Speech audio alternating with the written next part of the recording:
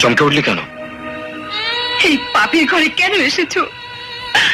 এই নাও, এই দাদি আমাকে কেটে ফেলো।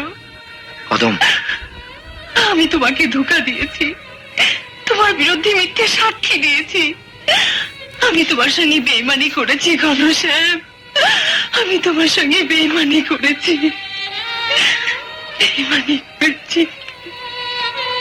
এই কাজটি কেন করলি কদম? এছাড়া আমার আর কোনো উপায় ছিল না, আর কোনো উপায় ছিল না। তোর মা বাবা এখন কোথায়? মহেশ বাবু আটকে রেখেছে, যতদিন তোমার সাজা না হয় ততদিন ওদের ছাড়বে না। কোথায় রেখেছে জানিস? না, আমাকে চোখ বেঁধে সেখানে নিয়ে গিয়েছিল। যেখানেই থাকুক আমি ওদের খুঁজে বার করবই। না ঘনশ্যাম না, পুলিশ তোমাকে হন্যে হয়ে খুঁজছে, তুমি এখান থেকে চলে যাও, এক্ষুনি চলে যাও। তুই ভাবিস না কদম,